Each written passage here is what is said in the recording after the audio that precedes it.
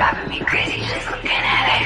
Combing your hair with your hand gives me feelings I don't understand. Combing your hair with your hand gives me feelings I don't understand.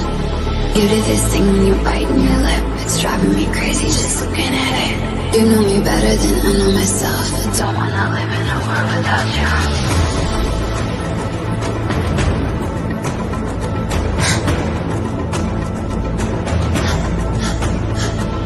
You do this thing when you're biting your lip. It's driving me crazy just looking at it. You know me better than I know myself. I don't wanna live in a world without you. World without you. Driving me crazy just looking at it. World without you. Driving me crazy just looking at it. You do this thing when you're biting your lip. Without you, driving me crazy just looking at it.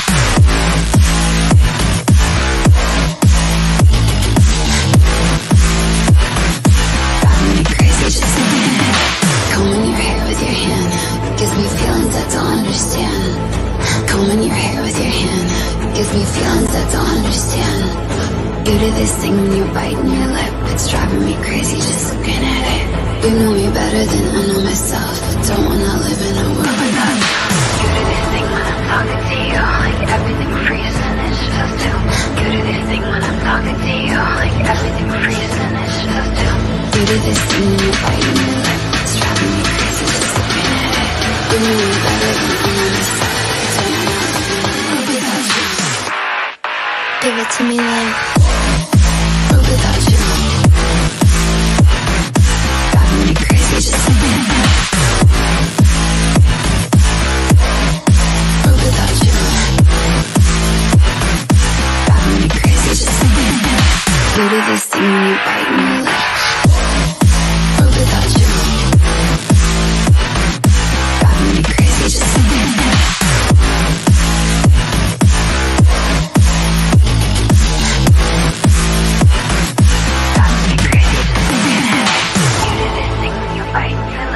Driving me crazy just looking at it. You know me better than I know myself. I don't wanna live without you.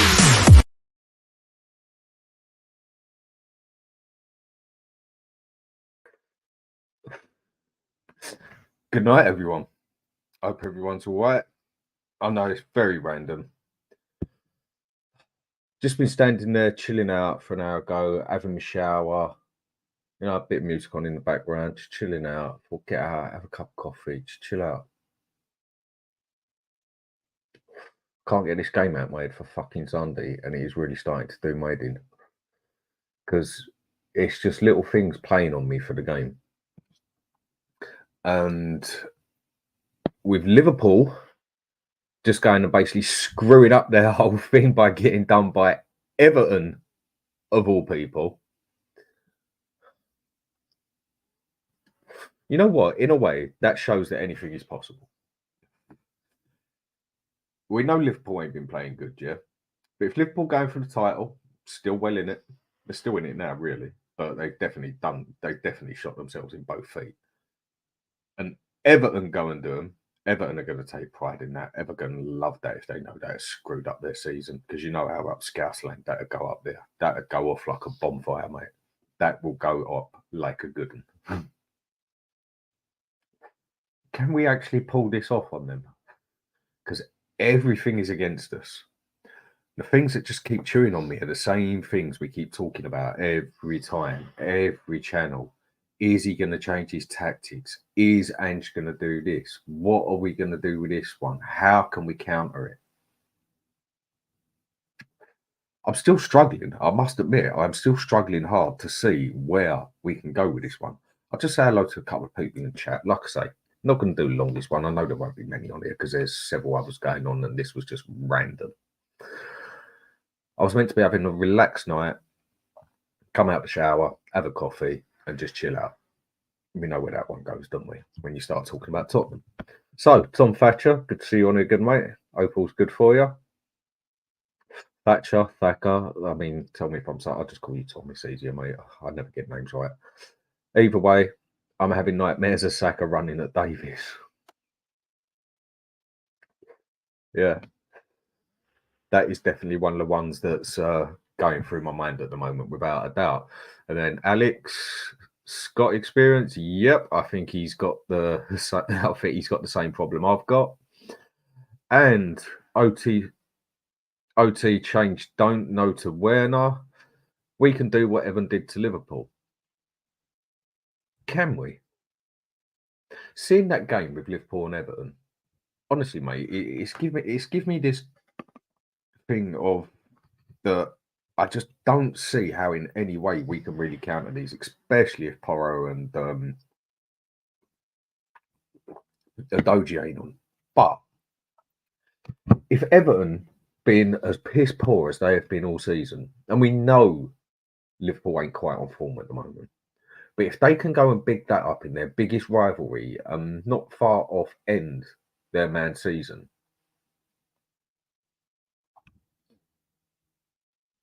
why can't we do it? We know anything's possible in football. So why am I pulling out what hair I got left about this? It is just such a thing at the moment. It just keeps going through my mind over and over again. What are we going to do if this happens, that happens? And anyway, Mark Cook, big up, Dan, big up to you too.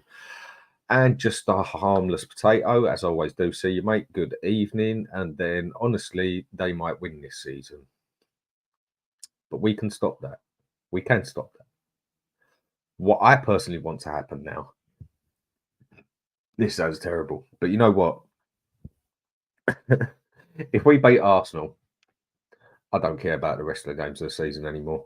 Go and beat us 5-0 on every single game. If we beat Arsenal and that causes them to lose that to not win that season because the others beat us, I'm fine. It is sad when your season comes to that, when you know the perk of your season is just hoping that another team falls to fucking pieces. But somehow we need to make sure these bastards don't win it. Somehow. And Danny, how you doing, mate? Opal's good. What's good, everyone? He says it's not so much of what's good, everyone. I think everyone's nervous at the moment. And I think that's what it is. Everyone is nervous right now of where this is going to go. And what's Adam saying here? BDP should be left back and drag Romero into the middle. No, I can see what you're saying, mate. Totally see where you're coming from. And that was my first call to it as well. When I first thought about it, that's what I thought as well. And like you're saying here, Davies is absolutely pants. That's a nice way to put it. And Liverpool being shit up front, so Salah been off it since AFCON. Yeah, I agree with that. But the thing with sticking Van der Ven on the left, we can't do it. We can't. It doesn't seem like a bad idea. Because I doubt he's playing inverted, but he has played wing back for his under 21s national side. And I know he did do it a couple of times at the club he was with. But we need him too much in that middle now, without a doubt. Because as soon as we haven't got that man in the middle, this system falls to pieces. If we go and stick him on the left, we're basically shooting ourselves in the foot twice. We're causing 2 bits of trouble that we don't need.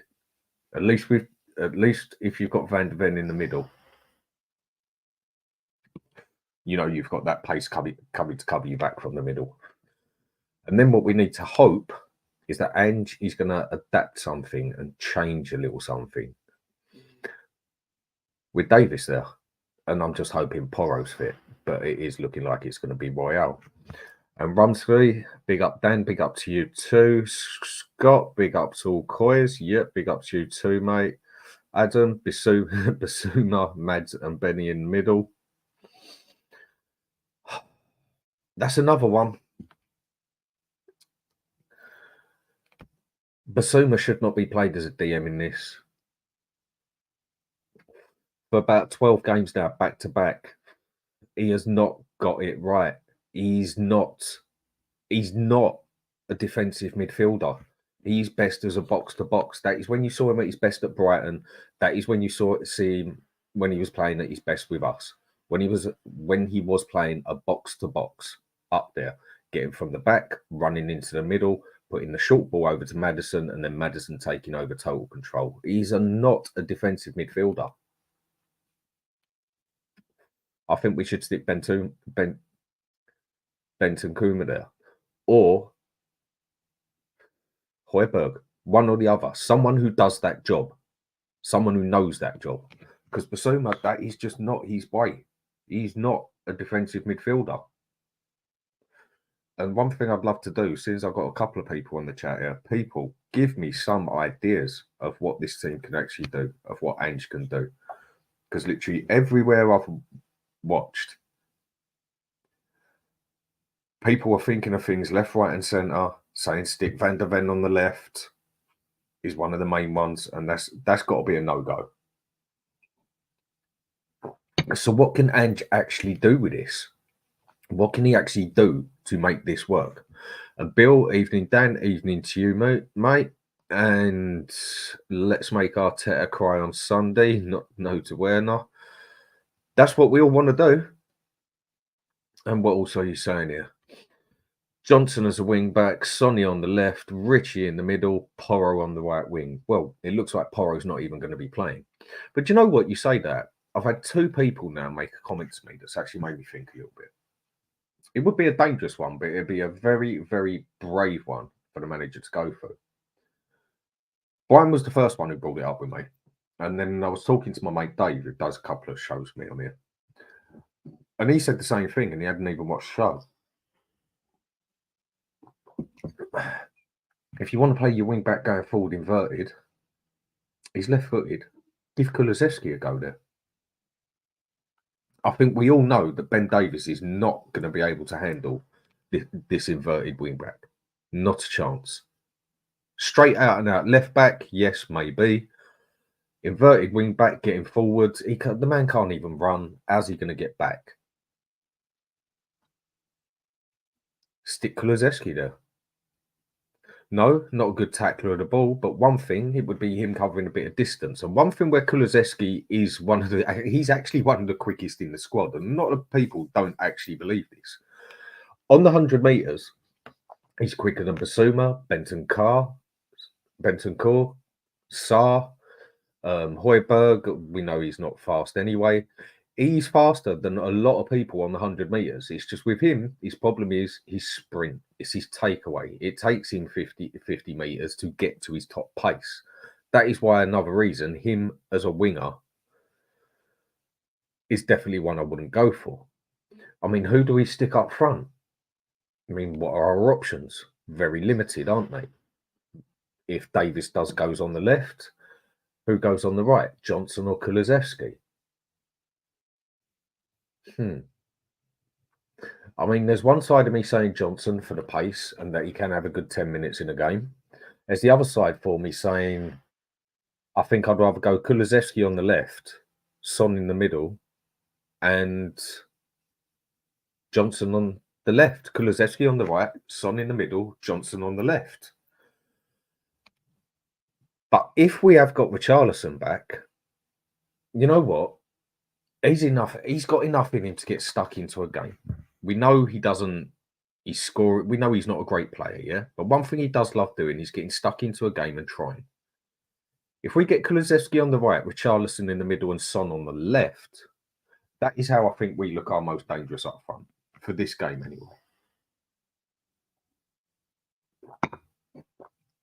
And then the midfield sort of talks itself out, doesn't it? You know Bissouma's going to play as DM, which he shouldn't. And then I would say we'll probably have Bentancur on there, which I think would be a smart idea for experience. And then obviously Maddison. And Maddison's another one who we just had not been seeing nothing of him, nothing at all. When it comes to the defence, you've got to keep Romero there. You've got to keep Van der Ven there. But then you look on the right. I think I'll go for Dragusin. He's done it for his country once or twice, so I've heard. And I know he did it at Genoa a few times. He's already proved that when he plays in the centre, the man can get forward.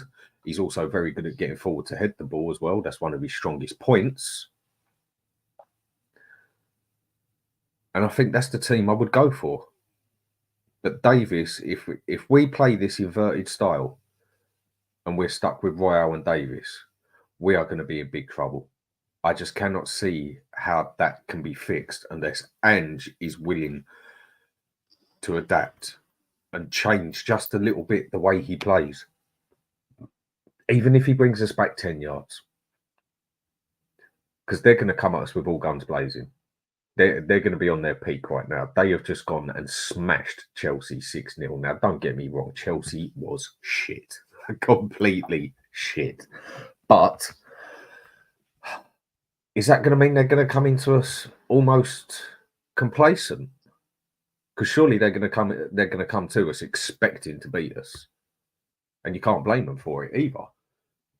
But we all know one thing that does do you in the Premiership, like a good one, or any game of football, or whether it's a fight outside a club, or whether it's a professional boxing fight, you go into anything and you be complacent, you be underestimating.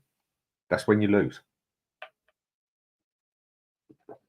Arsenal, they're going to have pressure on them.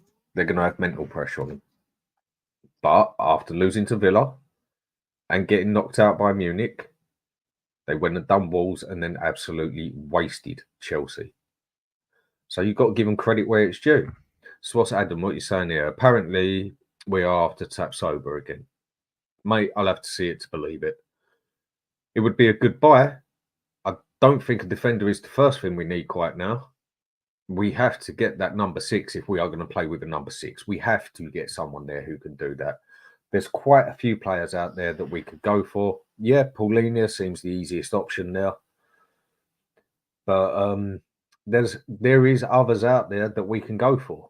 But it just depends. I think this is where a lot of people are stuck on this number 6, me including one of them. What do we want as our number 6? Do we need that out-and-out anchor man who is going to cover that defence? Or do we need that sort of crossbreed DM that is a deep-lying playmaker at the same time, which we've already got with Bentancur? I've said it enough times. He's done it enough times Juventus for a few years and done a very good job of it. He's also made Team of the 11 2 years running doing it as well. So what sort of DM do we actually need there? And that's another one that just keeps stewing on me. 1 minute I'm looking at a game and I'm seeing we need that anchor man there badly. And then there's another time I'm looking at it and I'm thinking we need someone with a little bit more style there who can read the game, win the ball, more of a ball winner than an actual DM, and then get the good pass forward quickly to the box to then get it to Maddison and then start up the attack. Actually get some quick passing, not just slow, sloppy passing like we've been doing for about 10 games now. About the only game we didn't do it with was the Aston Villa game, and we played well and we deserved what we got there. But that is not the way we have been playing regular. Ange's got a chance now, yeah, for me. I know these games don't really mean a lot. I mean, obviously the Arsenal game means a lot, but really, with the next 4 games, we are going to be lucky, and I do mean lucky, if we come out of that with 4 points, maximum of 7. And that's going to be our season out the window, basically. I'm already looking ahead to next season now. He's had his chance. He's had his mess around. I want to see who he wants. I want to see who Ange gets, because he has stated that whatever player he wants, he gets, and how he can change this. 6 months into next season, I see my man start making ideas. I see him having ideas during games, changing a few little things, making the subs a bit earlier at times, which he has done, and it has worked. So credit where it's due again. But then 2 games later, he goes and waits until we're 3-0 down again. This is why I'm so back and forth with Ange as the manager. It's just chewing on me, this Arsenal game, in a big way. Roddy, what are you saying here? Højbjerg, Lulu Madders. It's a possibility. Ray the Yid, big up Dan, big up to you too. And Stephanie, man, Arsenal are going to win this league, aren't they? Just not yet. Technically, as all City have got to do is win every game and they win that league. And we all know City are more than capable of doing that. They've done it enough seasons on the trot. We've just got to make sure that we all, not that we'd have to let them win, but we have to make sure we don't beat them. Because that would be the worst one, wouldn't it? Beating Arsenal, but then you go and beat City, and then City lose another game, and then Arsenal win the game. And even though we beat Arsenal, because we beat City, they still get the league. Liverpool aren't really a problem now. I think they've called themselves out of the game. But really, we do have to win against Arsenal and we have to lose against City. I am actually going to be watching a game where I am wanting my team to lose. That's bad. But if it stops those bastards winning the Premiership, then so be it. No remorse in that aspect. No remorse. And no to Werner, what are you saying there? Newcastle also lost, so we can stop worrying about bottling fifth. Did they actually lose as well? I mean, the main one I was keeping the track on was Wolves lost to Bournemouth, Palace 2-0 over Newcastle. Yeah. And Man U 4-2 over Sheffield. Everton 2-0 over Liverpool. It was mainly the Everton and Liverpool game that I was keeping an eye on. But I didn't know Palace went and done Newcastle. Well, that could be a help for us for fourth place. I think our Champions League place now is completely out of the window, personally, because we're not going to cover those 6 points, and they're not going to drop points over the 4 games that we need them to get that place. So I don't even think we should be in the Champions League, really. I agree with Brian and a lot of the others. We are not ready for this Champions League. Yes, I'd love to see it for the music. Yes, I'd love to see it for the teams we can play and everything, but we are not ready for this Champions League shit yet. Not at all. If he still hasn't got a good part of that team fixed, and we go up against someone like Real Madrid, Bayern Munich, PSG or whatever, playing the high press that we play, we will get absolutely destroyed. And I think that's what everyone's scared of happening with Arsenal at the moment, isn't it? Pressing so high, knowing they've got very good pace on both flanks. Down the middle, not so deadly, but Havertz, he had a good game yesterday, didn't he?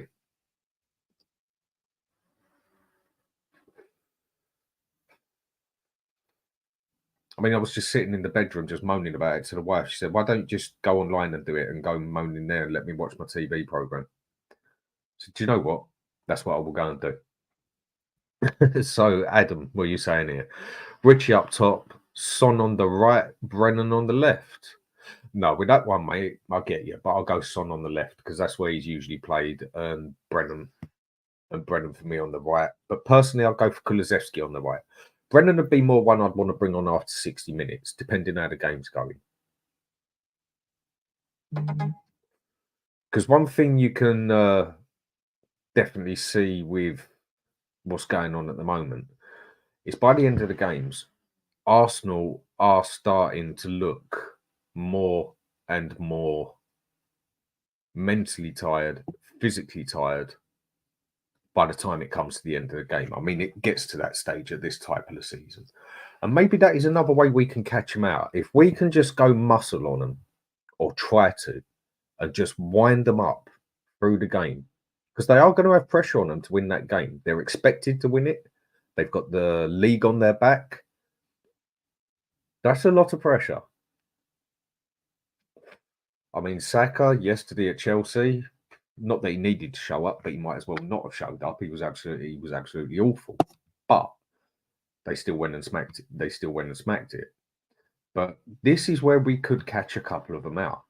If we manage to keep it clean for 60 minutes or even score a goal first, that's going to be a lot of pressure on them. That's going to be that pressure on them coming in of like, we've got even further now. We can't bottle it now. We can't do it now. And we definitely can't fuck it up against Spurs.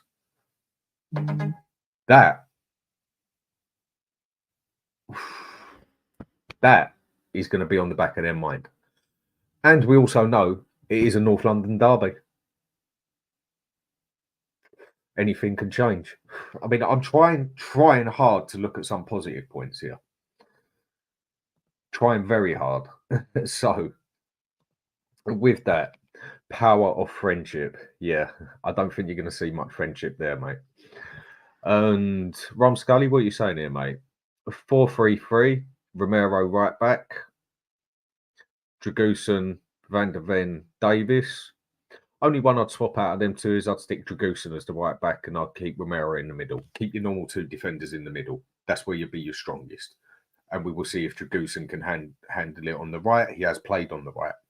I know Romero's done it as well, but you've got to keep our main two defence as it is. That is our strongest point there. That is our main hope of people saving us. So we can't move them two. But I would go for Dragusin on the right. And I mean, some people have even talked about sticking Royale on the left because Dragusin, Davis is that bad. I mean, even if you stick Royale on the right, I mean, by the time the man gets to the halfway line, he looks like he's going to have a panic attack. He does not like crossing that halfway line, does he? He's a fullback through and through. And he's not a bad one at that. He's just not a wing back, not in a million miles. So Ronnie, Vicario, Porro, Romero, Van der Ven, Royale, or Davis. Højbjerg, Lolo, Madders, Kulu, Richie, Son. If Porro's in, yep, I'll go for that one. But it's looking like Porro might not be in. So again, I'm going to have to go Dragusin there. And then who do we stick on the left? Royale or Davis? It's not a good option, is it? Or do we just get someone from out the 21s and just say, good luck, mate?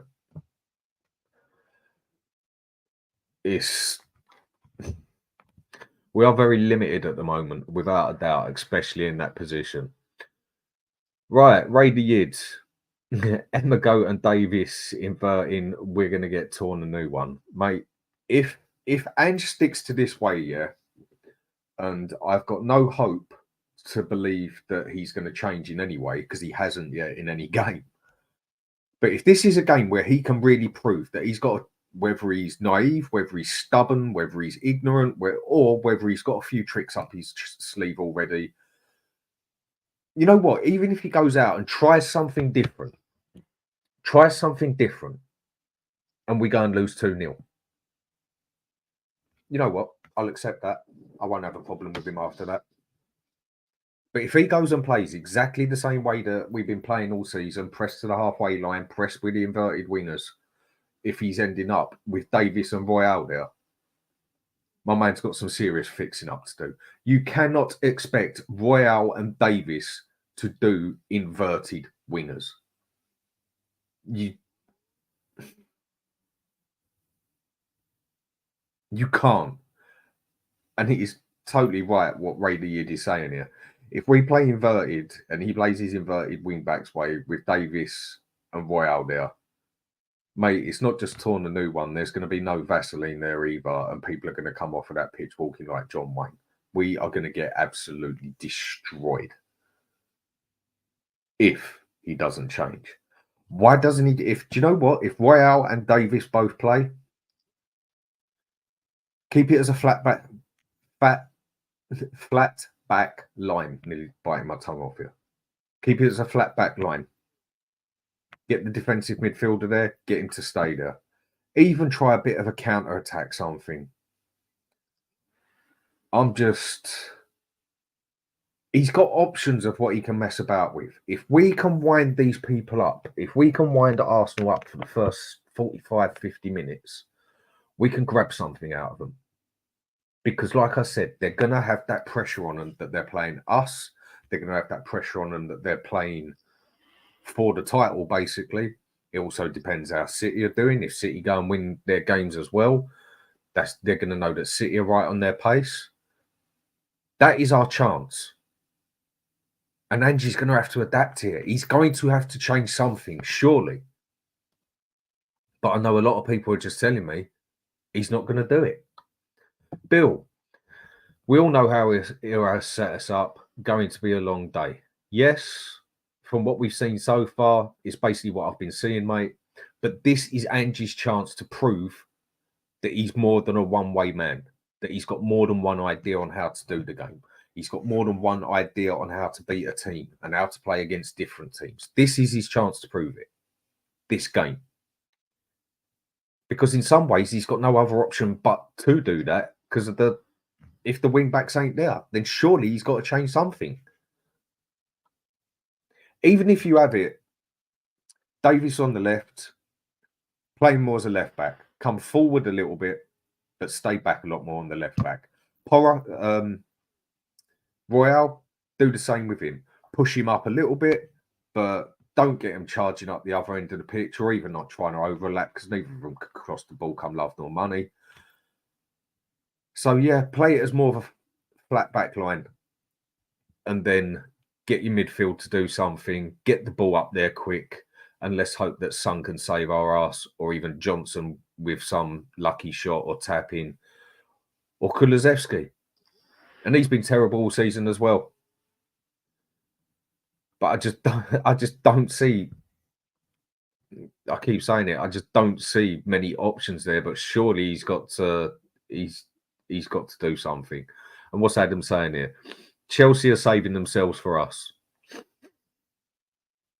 Yeah, it always looks like they do, doesn't it? I mean, after that beating by Arsenal as well, they've got to come back and show something. They really have, because otherwise Poch is going to be close to losing the job. Have you seen that leaked away kit? Are you on about the blue one? If you're on about the away kit, if you give me a moment here, save image, Tottenham kit. You just have to give me a minute to do this. I think I know what one you're on about, because funny enough, my wife literally just sent me a picture of this. And where's it gonna be in logos? There we are. Give me 1 minute and I will bring this kit up. Here we are. Now, it's not the full picture of the kit, but at a glance of it, what do you people think of this kit? I know we can't see the whole thing, but that's the best picture I could grab there and then. I don't actually mind it. I think that might be one of the better away kits that I've seen, because some of them I've seen of late have been awful. So, yeah, I honestly don't mind. I don't mind that kit. So, what do you lot on here think about that with that kit? I mean, because we have had some weird ones at Spurs, and the one that does just piss me off every year is the way we got the white shirt with the red on it. It just totally contradicts anything and everything, basically. So, yeah. So, what's Bill saying here? We all know that he's going to set us up. Going to be a long day. Sorry, was already on you there, mate. Anthony Clark, you'll have to stop. You'll have to stop the general from playing. It's fast passes and controlling in the midfield. If we can get control of that midfield somehow, that is another place we could stand a chance. But with Odegaard and Declan Rice, and even if he puts Jorginho or Partey there, they're superior to us.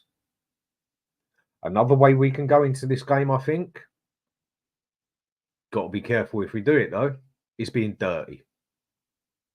No one said you got to be friends on the pitch. No one said you got to do it nice. And what was the way Mourinho said it? When you get on that pitch, you got to be a proper see you next Tuesday, because you're not there to make friends. If we can go on there and rough them up a bit somehow, maybe that'll start making them do stupid things. This is all stuff that Ange has got to have in his head, that Ange has got to tell them. It's all good us talking about it and coming up with rough ideas, this and that, little things. We'll scrimping and scraping our hopes if you're going to tell the truth on it. But yeah, go in, give them some stick, hold it back for a bit, because they're going to be expecting us to go to the halfway line all guns blazing. We go and sit back a good 5-10 yards and play with more of a flat back four with a DM there. They've still got more than enough skill to open us up, no two ways about it again. But they're not going to be quite expecting that. And then if we can keep it rolling from there and then start picking up on their mistakes, start getting stuck into them, give them some dirty tackles, nothing nasty, but some dirty tackles that they're going to know about, maybe a yellow card here and there, they're going to start getting frustrated. If we get them to 60 minutes with a 0-0,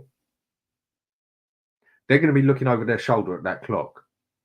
They're going to be looking over their shoulder thinking, we're playing Spurs. If we fuck this right up, we will never hear the end of this for the rest of our Arsenal lives. And if it turns out that they lose to us and that is what screws their season, they will never, ever, ever, ever live that down. So they have got a lot on their mentality. They've got a lot to be thinking about. We've not got on our mentality of like, fuck, we're playing Arsenal and we're going to get smashed here. They've still got a lot more to play for. They've still got the league to play for. So it's pressure they're going to have on them. And it is the bit they have always folded on over the years so far. So, Alex got experience. Linked with the quality ready-made, but never signed. Tapsoba rumours are just PR spin. Of course they are. We're not going to go for Tapsoba, especially after the season he's just had. We're going to be paying 70 million for him, and we weren't willing to pay 50 million for him, mate. So I just don't see that one happening. Adam, rather give me tonight. Rather unleash Scarlet than waste 50, 60 million on another striker. Spend money on strengthening other areas. Now, I get where you're going there, yeah. But instead of buying 6 players, 2 maybe good ones, but another 4 just to fill the box in, basically, I'd rather not do that. I would start taking it serious here when we go and buy 3 players or 2 that will go straight into that game, straight into that team, without a second of a thought. And then with the next window, we can then big it up with another 2 players that get into that team. And then we can start building on the players around them that can literally walk into that team if they get things wrong. That is when I'm really going to start taking things serious. What's that? Rumscully, get Ugarte in. Him and Benton Core already an understanding player. Playing together with Maddison in front of them. It's another one that can work, mate. There is options here, but it is what one is going to work best for this game and what one will Ange do. Big up at Danny. Big up to you too, Phil. Let's get a result on Sunday and look forward to next season. A lot of work to be done, but we can do it. Yeah, I can agree with that. Like I say, if we get this result, don't care what happens. And Danny K, Dan, sorry, but you're overreacting. If I am overreacting, mate, please do come on here and tell me to my face on where I am overreacting. Tell you what, mate. I mean, you're probably busy, whatever, and that, but just in case, I'll put a link down here. And anyone who's a member could come on as well if they want. Someone come on here and tell me why I am overreacting here. Why I am literally scared to be playing Arsenal for the first time in God knows how many years. And Adam, I would be happy with Europa. I'd be happy with Europa as well. Yeah. Champions League, like I said, we don't need that one. Not this year. We're not ready for that next season yet. Europa, I think, would be a better one. Europa, I think, would one we could take serious and even try for. Still going to be very good teams in it, but we're not going to have to be worried about the big teams coming down from the Champions League who didn't progress in that. I think the Europa Cup would suit our team more. I mean, it was Brian who put that into my head a few weeks ago at first when I was saying, no, we still got to go for the Champions League. But then after he said that and gave a good talk about it and I had a chat with him about it, it does make sense. I think the Europa League would suit us better for next season and then go for the Champions League. But then there's the other side. If we get into the Champions League, does Levy give out more money? Can we bring in better players? Both got its ups and downs, but I think the Champions League place is lost anyway now. Not unless Villa just do something very stupid and we do something very special. And no, Taverna, we are the Everton of London. Yeah, let's just hope so. Joe Fitzpatrick, how you doing, mate? Hope everything's good tonight. A lot of this fan base are clueless. Honestly, it's embarrassing. Some of the comments I've been reading here. And what comments are that, mate? I think it's just you've got some people are positive, some people are more negative about it. Then you have the ultra positive side, and then you have the ultra negative side, and it just goes on like that. But I don't think anyone can blame anyone for being negative on this one. There's nothing wrong with being positive about it. But if someone's sitting here saying, don't worry about it, we're going to do this 3-0 easy, they haven't been watching Spurs play lately. Maybe they just got a better imagination than me or some of the others. Who knows? There we go. Right, Nota Bene, what are you saying here? How long will it take for Slot to win the trophy at Liverpool? Do you know what? I thought I was quite mad when I see that, because as far as I knew, they was going after the Sporting Lisbon manager. And then I swear I read something on it the other morning where he's going to West Ham. And I think that was down to the fact that Liverpool hadn't made no official movement for him. How long will it take for Slot to win the trophy at Liverpool? I think Liverpool, when they lose Klopp, you're going to see a bit of... You're going to see Liverpool come back 10 yards, because I think you're going to see a few players leave. I think Virgil van Dijk is going to be one who's going to go. I think their goalkeeper will be another who might go. And Salah's going to be gone as well. And that is basically their 3-man players that made them what they are. Along with the rest of the squad, obviously, was very good. But I could see all 3 of those players going at the end of the season when Klopp goes. To replace 3 players like that, that's a lot of money. That is a lot of money. And plus finding 3 players as good as that to replace that, that's a job on its own. So I think we might see Liverpool stand back a step or 2. I think next season, I don't think they're going to do it as bad, but I think you could see them doing a bit of a Chelsea or Man U. Maybe not quite to those standards, but I don't think they're going to be so definite as in fighting for a top 4. I think you're going to see a year or 2, transition with Liverpool. There we go. 1 second. Alex, how are we doing, mate? What's up, Dan? What's up, Dan? Dan's sleeping very well at the moment after his shower, and I've just got this Arsenal game just going through my head. That is what is going on. So my wife has told me to come on here and moan about it and stop moaning about it to her in the bedroom. So that is why I'm here.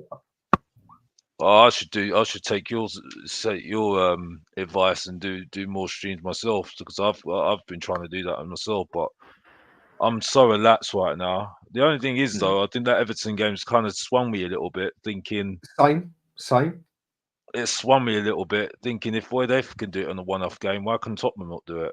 And let's be honest here, we've got more ammunition than Everton have. You know what I mean? So, no, I don't. I was yesterday thinking, and it wasn't because of the 6-0, 5-0 win against the Chelsea. It wasn't that. It's just I just think our strikers are absolutely useless. And I just think that's just going to undo us. That's the problem. It's on them at the moment, the midfield and the strikers at the moment. So that's where I don't know where it is at the moment, But I'm not too worried, because like I said, I'm looking forward to the game in that sense to see what we can do, because we'd like to stop them. But I'm not, like I said, this season's done for me anyway.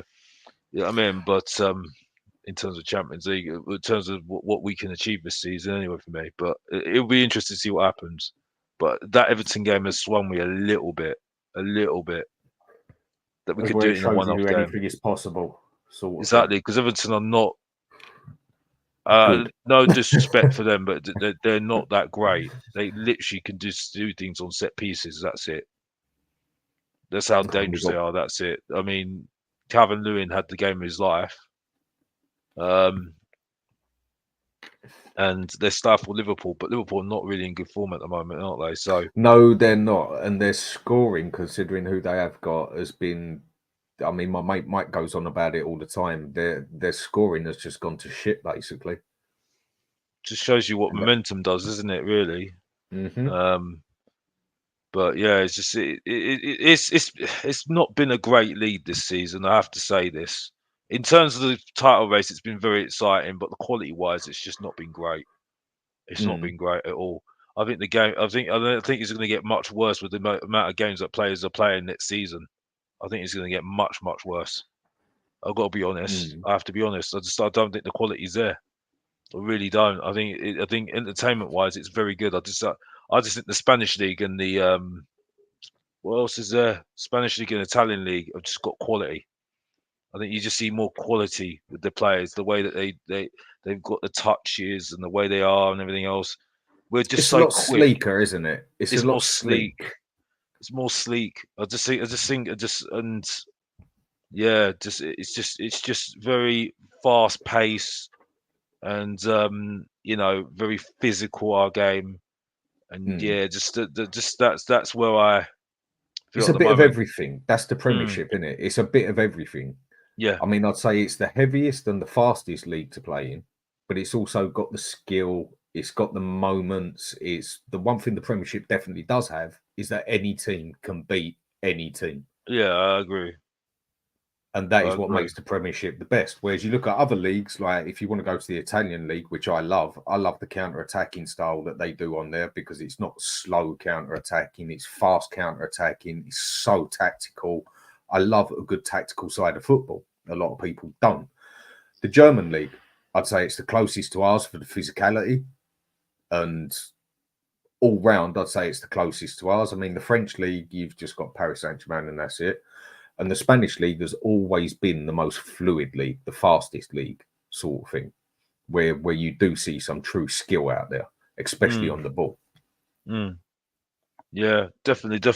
I mean, I don't really watch that much of the Spanish or Italian league, but I just get this feeling. I think it sums up how we haven't got any teams in the Champions League at the moment. And let's be honest here, like I just think that the teams at the moment that are in that Champions League Champions League semi-finals at the moment, they've just got the quality to just get, they've just got that certain quality they have.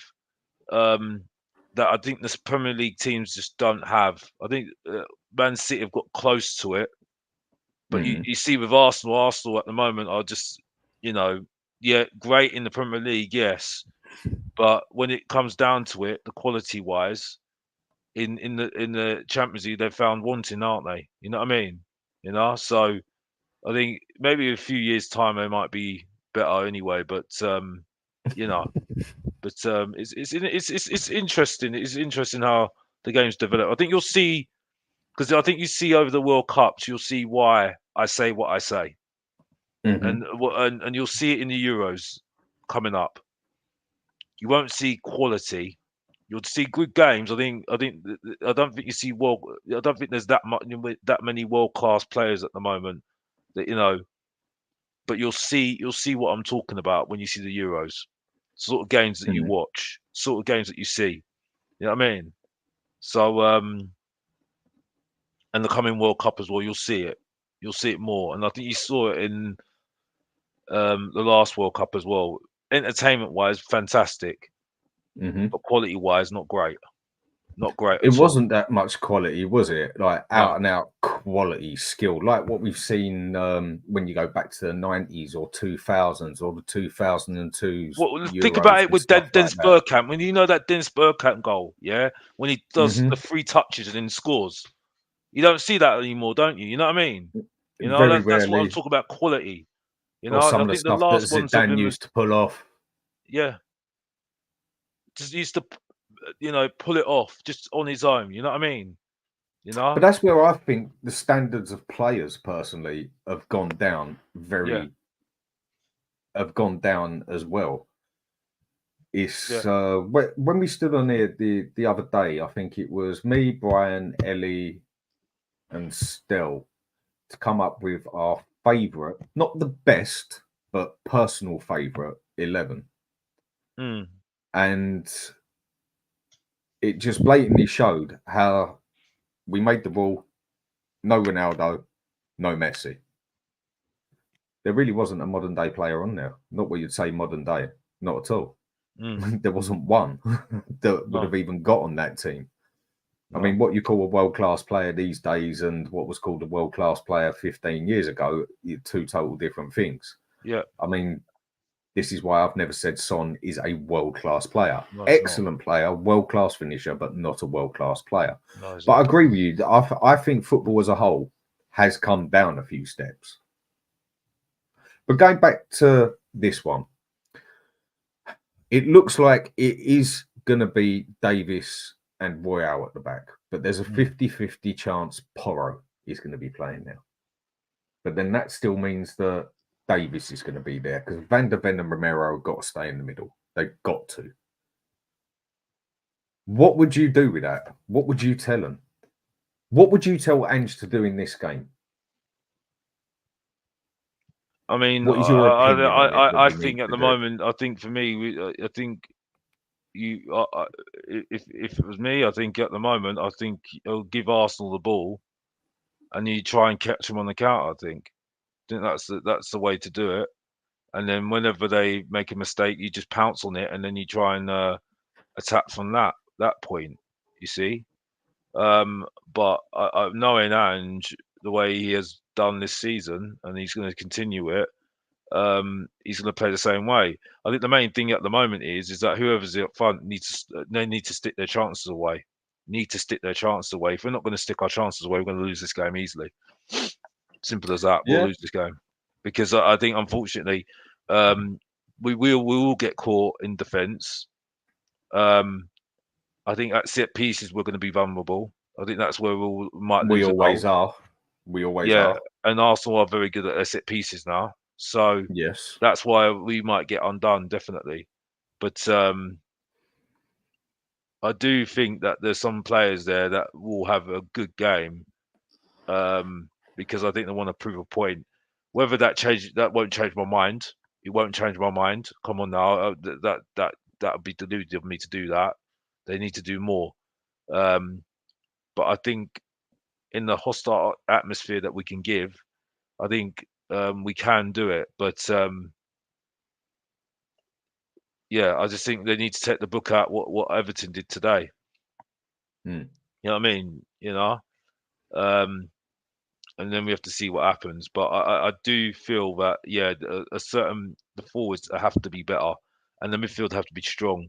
I do agree with it. What was that formation? Who was the player that team that you put out? You put on the bottom there. You put a team out there. That's Tony. Tony. I mean, he's not going to do a free, isn't he? He's not going to do a free. I mean, I would think this is a very good idea, but this is what I mean. Is Ange going to be willing to adapt for a game?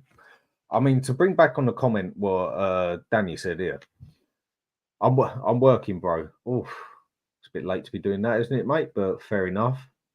And it was about when you talk about the tactics, I don't think you understand what Ange is trying to do, what Arteta did, what Klopp did, what Pep did. I totally understand what he's trying to do, mate.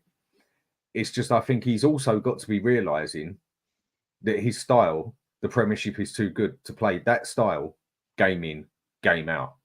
And I still have the strong opinion that there is certain games where you have to adapt a bit. We keep using this word adapt, a plan B, a tweak, a twerk, whatever people want to call it, yeah?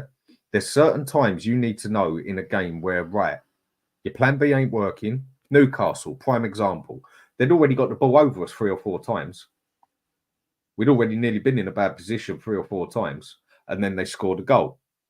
There and then, if I was a manager, which I'm not a full-time manager, but I can give my opinion, I would have then told my team, right, back 10 yards, muscle it up, take it up, soak it up for 10 minutes.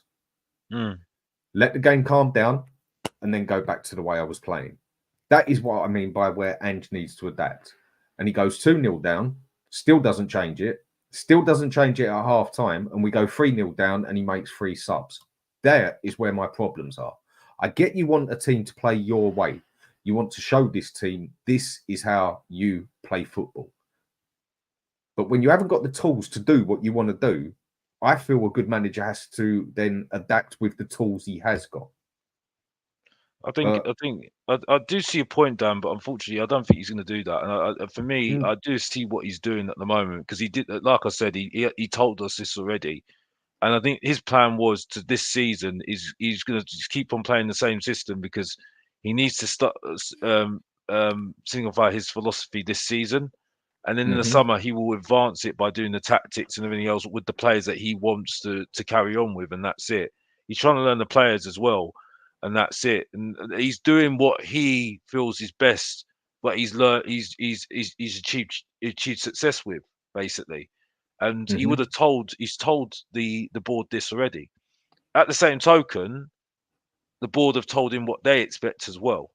So it's kind of a two-on thing, you know what I mean? So and Dan, I'm not here to back the manager because you know what my feelings on the manager is. So I'm No, not I here know to. exactly how I feel. So Say what you so want to say, mate. so I'm not here to just I'm not jumping on the bandwagon of the manager. You know what I mean? You know my feelings quite clear on it. You know what I mean? I'm skeptical.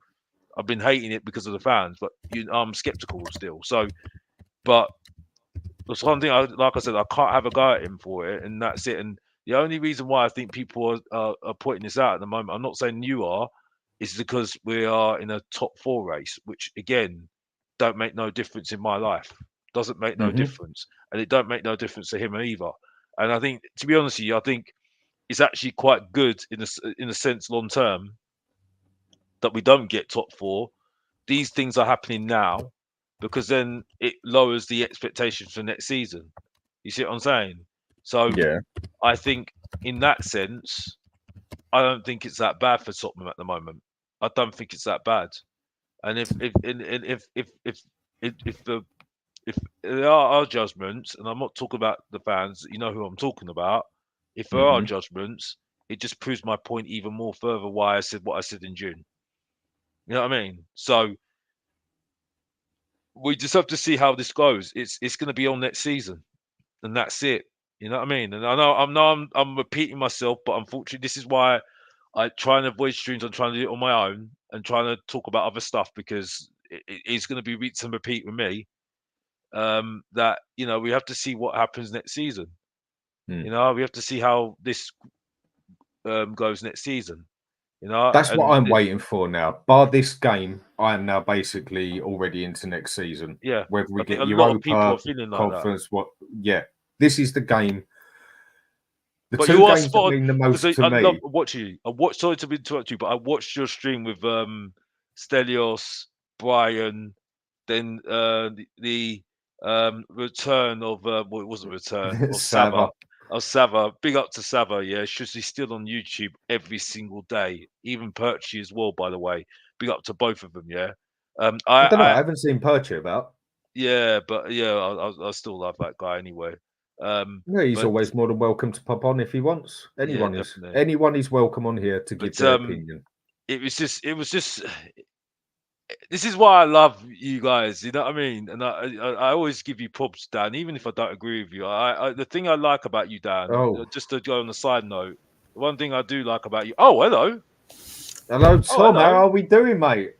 Very, very good. Very good, my boys. Very, very good. Good to be back. I haven't been on for a long time. Not much has changed, though. Not much has changed. It was started to return now. It was started to return. Vicious circle. Same thing. Time and time again. I warned people at the start of the season. This is the same thing is going to happen. Same crack with Ange. It was always going to happen again. We're going to win the league. We were going to win the league in the first month because he won the Manager of the Month trophy. Ange. In fact, he won 2, didn't he? We were going to win the league. And a lot of people... 3. I think it was 3. 3. Did he win 3 on the bounce? Unfortunately, Manager of the Month awards don't win you Premier League titles. They don't win you Premier League titles. It was clear there was no longevity to his style of play. But look, I want Ange to stay as our manager. There's no chance. I don't want him to be sacked. Absolutely no way. I want him to be sacked. But he is out of his depth. If we want to be consistent title contenders, he is out of his depth because he's only managed for Celtic in Europe. He's only managed Celtic for 2 years. You cannot not win the title as a Celtic manager in Scotland. If you do, you lose your job. It's as simple as that. It's so easy to win out there. Got no experience. Nearly 60 years old. Japan, Australia. Can you name 2 teams in Japan and Australia? The majority of his managerial career. So he is out of his depth. But if you're happy with 4th, 5th, 6th, then he's your man. And I think, to be honest with you, I sort of am because we finished 8th last season. So I think this is our level. But he is, unfortunately, we're seeing what everyone with eyes should expect. Everyone with senses should expect. This was always going to be the case. Always. Everyone seems to be coming back now. Like everyone seems to be Who coming back. else is back? I know people shout out for Sava. Sava. Who else is back? Sava popped on my show this morning.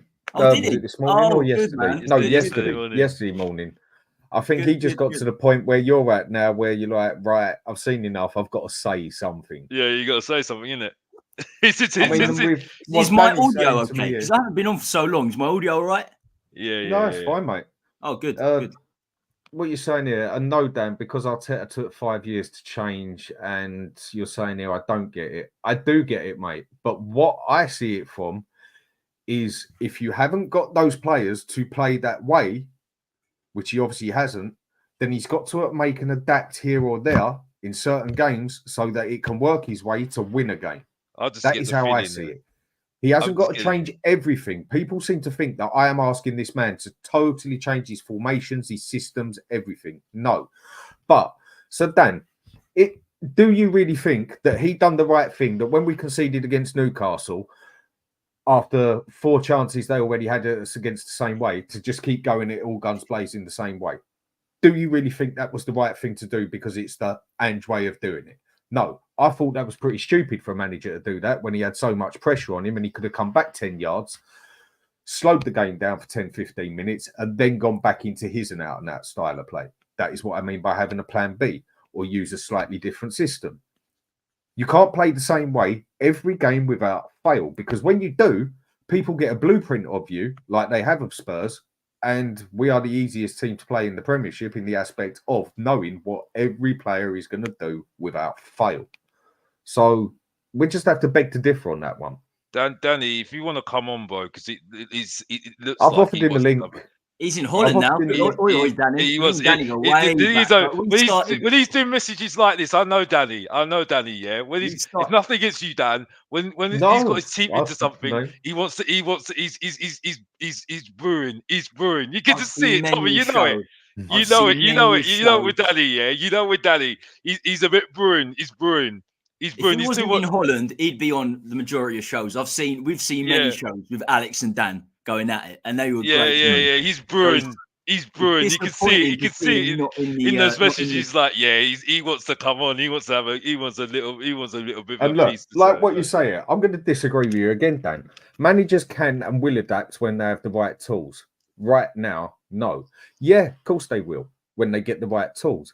But a good manager will also work with what he's got and not be silly enough, like our manager has been, to stick someone who is not a DM, Basuma, as the DM, who has 10 back-to-back games which are absolute crap, and then still go and put him in there when he's got an options of 2 different types of DM there, when he can put an anchor man there of Højbjerg. No, not good, but I don't think he's going to do worse than Basuma has done. Or you go and put Benton Core there, who can play as the DM and the deep-lying playmaker. He's got options of people who have played in that positions all their lives. Basuma never has, but he keeps putting Basuma there. And that is one thing I can't work out. That's the big one, isn't it? And Basuma keeps having shit games through and through.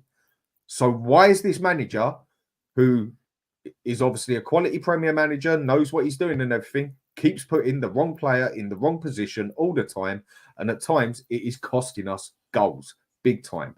Why are we conceding the same goals, game in, game out? Tell you what, it's just the way I play, so keep playing that way and we'll deal with it. No, not a good manager thinks, well, I'm going to have to adapt a little bit, keep trying to get my policy in here, and then get my policy right in when I get the right players to do this. Well, this is where maybe I'm glad you mentioned Basuma, because I'm really interested to see what people think about the centre midfield situation. Do you think Højbjerg should come in? People in the chat, Alex, Dan, would you put Højbjerg in for the North London derby? He's got a bit of fight in him, hasn't he? He has got that exactly. Fight. I think for me, I don't rate him, but I don't particularly rate him. I prefer him at the moment. I think Bentancur should be in that midfield, even though he's disappointing against Newcastle. Because he is growing on me now, Tommy. He is growing on me now, Bentancur. I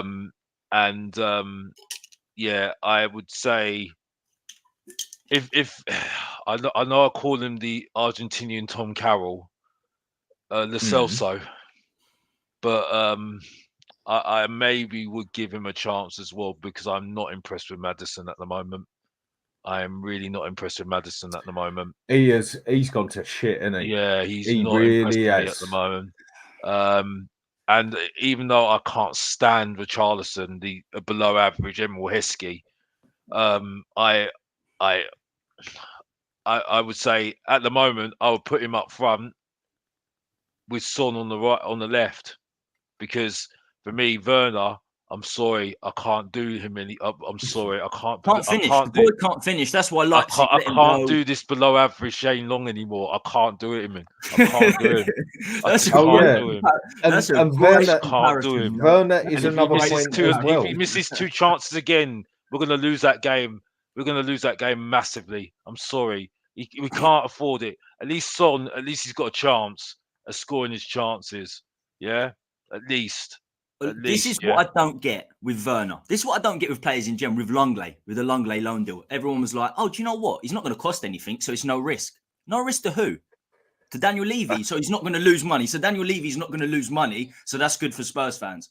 I don't care if he weighs 30, 40 million. I'd rather him sign a 30, 40 million pound player, this, I don't know, 22, 23, got a bit about him, can actually finish chances, and maybe lose 30 or 40 million pounds. Who cares? We pay the highest season ticket prices. We pay the highest single season ticket prices. We pay the wages he gets as well. the concerts. We're NFL dumping ground. NFL Europe now apparently is like, we've got so much infrastructure. We've got so much money coming in, and people are like, oh well, it's no risk. It is a risk, because if Werner misses chances like he's missed, then we're losing games. Many of them. We're potentially not winning trophies. Well, FA Cup starts in January when the transfer window opens. We're not winning trophies if you miss chances. That's the risk. No. That's the risk. And another problem I've got with Werner. Now, bringing him in as the stopgap, for the rest of this season, I was able to take that one on the chin. He's a poor man's Son. He plays the same way as Son. But we all know the man cannot finish come love nor money. I mean, you went off your head, Tom, when we got him, and me and you spoke about it. I can still understand why we did it. And if it was just a stopgap until the end of the season, you know what? I can deal with it, But if we go out and buy this prick or loan him again for another season, that is 100% on Ange's head. The reason I say this is because Ange blatantly stated that no player comes into this team or squad without me picking them or wanting them. If my manager wants to start next season buying Timo Werner, Danny, what is it? What is it, mate? Danny, wait until he gets the players he wants and then he can play properly? No. Surely you can't even take him serious then if he goes and gets Timo Werner. Surely.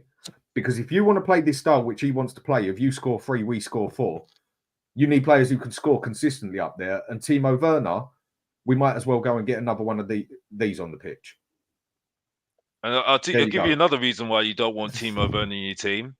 Yeah, how many foreign players have we got, Dan? How many foreign players have we got? And if we're in Europe next season, that's going to be a problem next season. So Timo Werner's going to be making up the numbers. We're definitely going to be in Europe, aren't we? We're definitely going to be in Europe. It's looking that way. It's looking that we can get Europa. With Newcastle just losing as well. We don't know what Man U are going to do. Chelsea just look a fucking pile of shit, mate.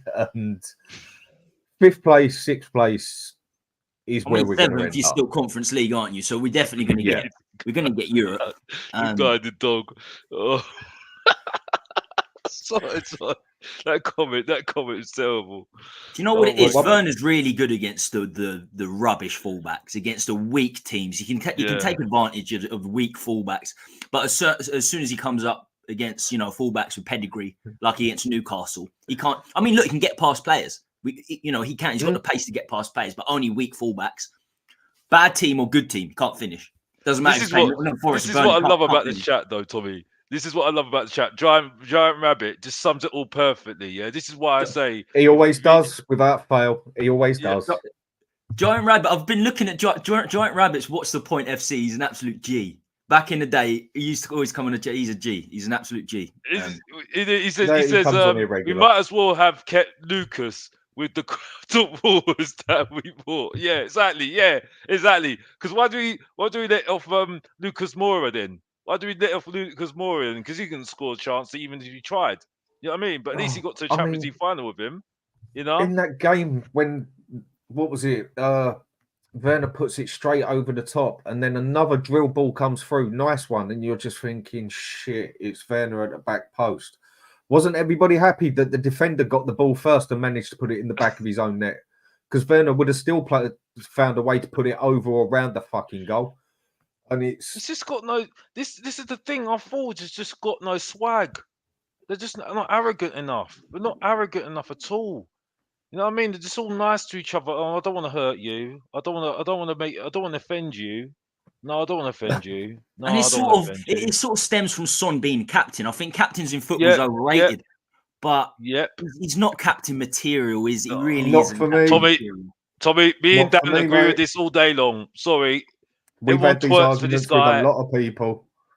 Oh, it annoys people when we say it. It's like, oh, why are you saying this about Son? Oh, have you not seen him do this? You haven't seen this, I'm like, bro, I'm sorry. I see more from Vicario. Vicario is more doing the captaincy. But it's very difficult to put an armband on a new player. That's the problem. Yeah, I know. But I'm just saying, when I go to the staging, bro, most of the time I'm seeing this guy having a go at the players. This is the thing. He's telling people what to do. He's literally telling. He sees Emerson Royale. Yeah, if he's mucking up, he's like saying, "What you doing?" And he's pulling him to the side and saying, "What you doing, bro?" Do you know what it is? Do you know what it is? I like centre mids as captains because the only role really a captain has is to calm players down, calm their teammates down. The referee has a word, says calm him down a little bit. One more challenge, he's going to get sent off or get a yellow card. So you need those centre midfields. And to be honest, the best candidate right now is probably Sarr, and he's 2021. As a centre mid, he probably is the best candidate for the captain's armband. He has to come back. He has to be in front of Bissouma at least. And I agree, Bentancur should play. I think Bentancur is still a little bit apprehensive when he plays because he got a big injury, didn't he? He was out for 9 months. And then when he come back, him on too early. When he come back off the bench, he was out again for 3 months. So he's a little bit nervous with a ball at his feet. He's not taking the risks as much as he was before because he doesn't want to get hit again with a long-term injury. It could be the end for him. No. And it was cruciate, wasn't it? I think we brought him on too. Yeah, I thought we brought him on too early. We was a bit desperate and we brought him on too early. That's what I think happened there.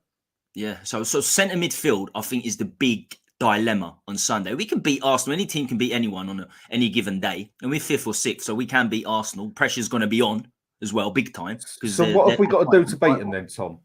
What has Ange got to do? Because it is looking like we're going to have Davis and Royale as our wing-backs, our inverted wing-backs. If he has to adapt anything or has to make a slight change to the way he plays, surely this is the game he's got to do it and prove that he can. I don't think it's going to change. He's definitely not going to change. But naturally, with Davis and Royal, because they're so bad going forward, they will naturally be deeper anyway. So we will have slightly more cover, I think. But Arsenal got a brilliant defence. Clean sheet after clean sheet after clean sheet. So you're automatically losing 2 attacking masters, quite frankly. You know, in it for our team, Porro and Udogie. Porro's assists and Udogie's strength, dribbling. So we're going to struggle. We're going to struggle defensively. We're going to struggle to create chances with those fullbacks. And we don't see anything changing. Like at the start of the season, we talked about it a little bit back in the day. His early interviews, Spurs fans loved it. He was like, I'm not going to change. I'm definitely not going to change.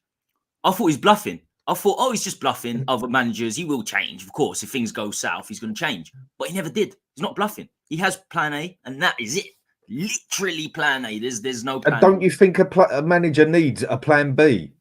But Dan, he's never managed in a top 10 league in the world. He's nearly 60. I know. He's never managed in a top 10 league. But the amount of times that people confront with me that look what he did with Celtic and everything, and I'm sorry, Celtic are. Scotland is ranked 16 in leagues in the world. They are lower than America. They are lower than Belgium. They are lower than Holland. They are lower than the conference. So I was wrong. He's never managed in a top 10. He's never managed in a top 15 league, and he's been managing for 30 years. What can you say? I mean, the proof's in the pudding. Rangers or Celtic have not won the Scottish division. It's not been either of those since 1984. 40 years it's either Rangers or Celtic winning the league. They're playing St Mirren. They're playing St Mirren on the cup final last year when we were linked with them, the Scottish Cup final that they won. Honestly, St Mirren, they're on the average wage is £750 a week. You have to go to the 7th division in English football to get a club that's on players that are on £750 a week. That's the level. I didn't think it was 16th, but that's shocking. And that's where he comes from. I think he's doing the best for what he is, you know, for where he's came from. And I want him to stay. I don't think where we are 5th or 6th is shocking. He should have been a stopgap. Ange, 2 years, because he's nearly 60, and then we sign really, really good players and we're moving up the league. And that could still happen. But I don't trust Levy. I really, really don't trust Levy. And there's no plan B. There's no plan B to Ange. It's as simple as that. Just going to have to make do with what we have. And we need some, a lot of people are debating who we should sign first. Striker. I think we've got to sign a striker. Seriously. We have to sign a striker DM. first. Striker and the DM, but it's what sort of DM? There's one side of me, like when I had a good chat with Dan and I made him right after I had the talk with him, that we need that out and out anchor man there. It's, if I get it correct, that he was the one who said that, Danny. And I'm thinking it sort of drifted me over, like, yeah, we definitely do. Like a bit of an old school Kane, Vieira, Gatasu, Perello sort of thing. But then there's that other side of me with the way we press forward so high with our DM. We also need him to be a bit of a deep line playmaker as well. And what sort of DM do we actually need there? Because there's 1 minute that I think this one, 1 minute I think that one, or is it a different one for different games? I think we need somebody that can play, that can be a deep line creator as well as it can be defensive as well, like a Jorginho. I think that's what we need. I think we need the centre mid that we needed under Conte. Like Conte's system, he always had a deep lying long ball passer, like Brozovic. He had Brozovic at Inter Milan. He had Pirlo at Juventus. Deep lying long like balls. A Carrick, Michael Carrick. Carrick, perfect. Huddleston, even Huddleston for Spurs. Yeah, that's what I'm saying. I think we need somebody like that at the moment. I think that's Palhinha is the one. This is the one I want. Palhinha is the one. Yeah, I want Palhinha. He's not the most. He hasn't got the greatest passing range, but it's good enough. And he is a fighter. He is a fighter. But it looks like he's going to go to one of the best, the very, very best. Bayern Munich are looking at him. And we can't compete with Bayern Munich. We should be competing with Bayern Munich because all the previous, I said, high season ticket price. I don't want to keep going into it, but we should. And we got £100 million for Kane. So we got money. But we can't compete with them because we're finishing 8th, 7th, 6th. He'll go there. Palhinha will go there. But he should be the number one option, I'd say. I would get, if I had a choice, I think Palhinha's the man. Palhinha's the man. I mean, there's two I'd love to go for. And Tony says one of them here, Locatelli. Absolutely love that, but that one's not going to happen. The other one I look at a lot, and I do rate him, is Paradi. Is it Prada? I can't pronounce his bloody name, at Roma. And Pellegrini is another one who I wouldn't mind here either. But that is where others say they're not the anchor man as such. They're more like what Bentancur would do there. Palhinha, I think, would be our best option at the moment because he's been there, done it, got the storybook in the Premiership, and he can do a bit of everything. He can either sit back as an anchor man, or he can play as a ball-winning back, deep-lying playmaker at the same time. He can do it both. So with him, he would definitely be the first pick for, I think, a lot of people. I mean, the one that Giant Rabbit's saying here, Ederson of Atalanta, if I'm thinking right, he's the Brazilian fella who's having a good season there. I don't know how he'd handle it I don't know how he'd handle that in the Premiership. So it's an option maybe, but definitely we need someone who can do it now, not someone who's going to take another season to come into it. And yeah, like Daryl Denton is saying, Paredes, have you? I'm fucking awful at saying names, mate. But yeah, that's the one I'm on about at Roma. We definitely need that DM and that striker without a doubt. But we've got to get a winger who can at least cross that ball in regular. And again, if we go and keep Werner, and that is under Ange's choice, he's lost another 50% off of me. I don't think it will ever be the manager's choice, but he's a puppet. He's going to say it's his choice, but it's not. Look, this is his biggest payday, Ange. He's going to be a puppet. Unfortunately, he's going to be a puppet. That's what happens when you get a manager from Japan and Australia.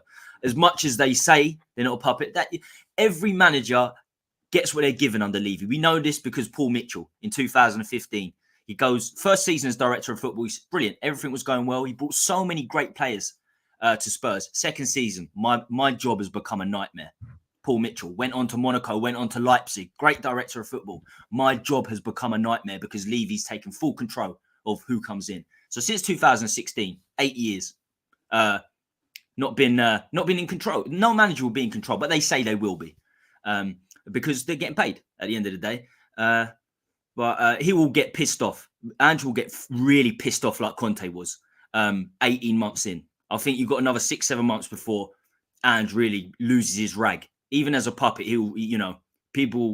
managers soon lose their rag with Levy down the line. Jose said the only owner, the only chairman he despised, the only club he's got no loyalty link with whatsoever is Spurs because of Levy. It's Spurs. Time and time again. these stories come out with Levy. Brad Friedel, yet he charged him for extra shirts in his final season. What are these stories? The incredible stories that come out. It's all Levy. Until Levy goes, we have to get used to it. It's Levy's way or the highway. We need him out. That's not going to happen. So that's just another one we can go on about all night. But it's just not going to happen.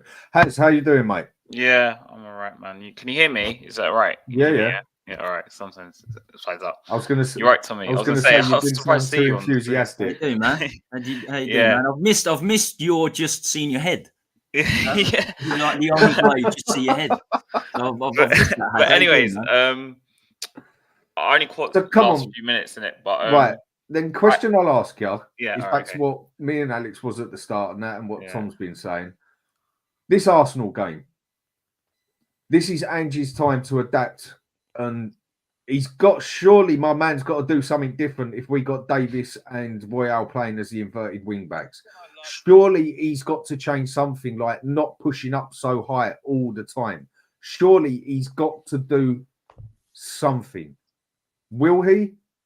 If he does, what can he do?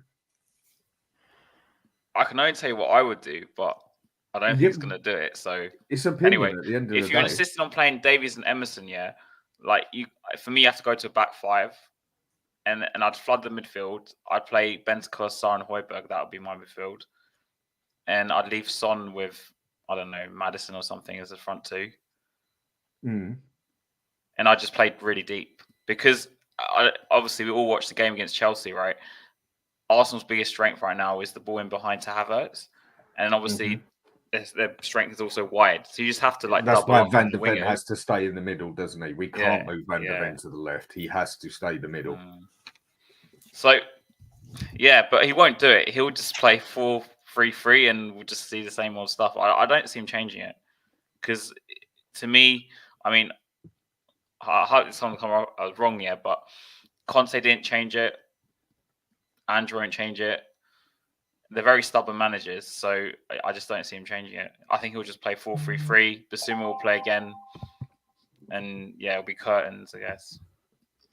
But I was watching your comments about the DM. I think my biggest issue there is I don't know what kind of type of DM is going to fit in. That's where I'm stuck in the middle. Yeah. That is where I'm stuck. Is it an out-and-out anchor man? And some people have got me swing to the side where I'm like, out-and-out anchor man. But then I see other games, we need more than just an anchor man there. This is where I'm very stuck in the middle with it. And that is where Paulinho would probably be the best option, isn't it? Because he can do both.